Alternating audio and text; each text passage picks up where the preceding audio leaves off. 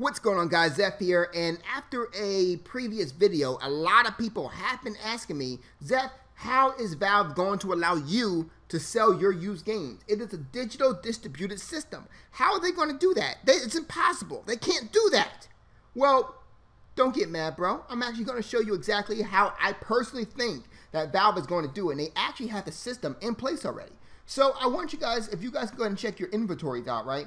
This is basically inventory. Now, for those who are console gamers, you don't understand how Valve works and how Steam works, rather.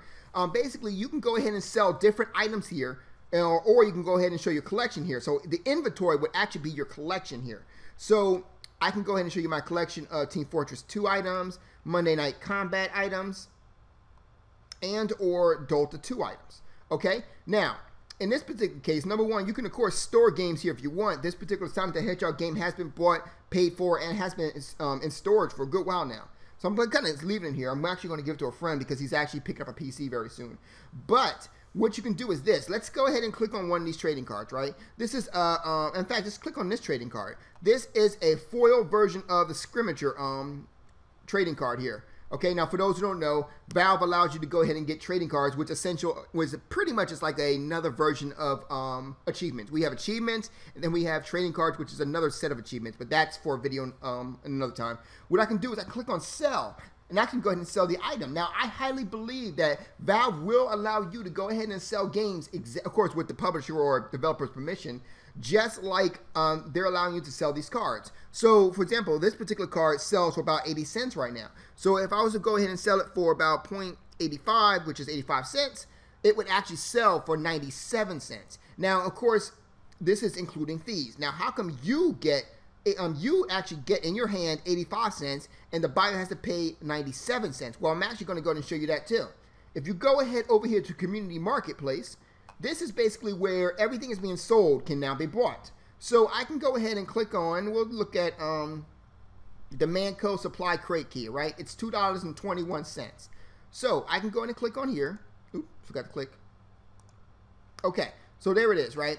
So I can go ahead and look it up via a wiki if I wanted to, but if I'm ready to go ahead and buy it, I can go ahead and say, okay, I found one for $2.20. So I can click on buy. Now I want you to look right here. It says the actual retail value of the price is $1.92. Here's the actual seller right here, which I can go ahead and click on and find his name if I really wanted to. I don't really care at this particular point. But here's the cool thing. What it does right here, it kind of breaks it down for you. It says, okay, the item is $1.92, but the Team Fortress 2 fees is actually 10%, which brings it up to 19 cents. And then the actual Steam transaction is actually 9 cents. Now, what does that mean? Well, imagine if this was not an item of a game, but this was an actual game itself. That means that you would actually send money towards the publisher or the developer, depending on the situation, and then Steam and Valve, rather, will actually get some money too. Just very, very close to how GameStop does it, just not as expensive. So in other words, if you go ahead, unlike GameStop, if you go ahead and sell your games through Valve, you, my friend, will be able to go ahead and still assist the developers. In other words, the developers will go ahead and still get money even though you were selling a used game. Now, when it comes to GameStop, that's one of the biggest problems I have with GameStop, is that once you sell the game, they're taking control of everything, and then they're pretty much pulling the money out of developers' hands. Now, this is what they, and I believe this is what Microsoft wanted to do, but this is what Valve is doing right now. And what they're going to do is they're actually selling it and then still giving the developer or the publisher, depending on the situation, their cut. So they're getting 10% of a sold game. So just to kind of give you a glimpse of that, if you go ahead back to inventory, I'm just going to go ahead and click on sell right here. And say you want to sell a game for $39.99. Well, here's the price that the guys would actually have to pay for it, but the actual seller, the person who's selling it, would actually have to pay, I think it's $3.99, I think it is. I think that's 10% of $39.99. So no matter how you look at it, the developer gets paid. Now that is fantastic, both for the community and for the developers or the publishers, depending on the situation.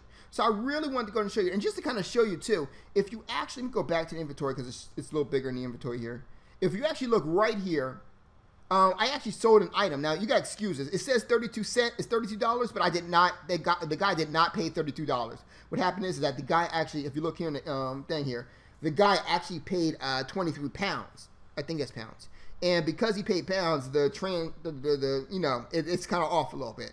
But he basically paid 30 cents. 23 pounds is essentially 30 cents. Now, what happens is that, well, actually it's 32 cents, I believe. But anyway, what happened was that if I sold it for 30 cents, he had to buy it for 32 cents, and I actually got 30 cents back in return. So now I sold a card, and I can go ahead and sell. I can pretty much buy, some games and get a 30 cent discount. I know that's not a lot to some people. I understand that, but understand something else. Number one, the simple fact that you get items for cheap already. Any discount makes it even better, but I can go ahead and sell all these cards if I damn sure one desired. I mean, if you think about it for 1 second, this right here, for each individual at this particular time, because I got like 4 cards, 5 cards here, 3 cards here, 4 cards here. If I was to sell them each individually, I probably would get somewhere around, I would say, maybe $1.25 for each individual set. I'm just saying, it's, it's another way that PC is actually giving you money back in your pocket, back in your hand, okay? That's number one. And number two, you will be able to sell games here very shortly. Valve has actually got the system in place. I just wanted to go ahead and let you guys know that. You guys have a good night. Your boy is out.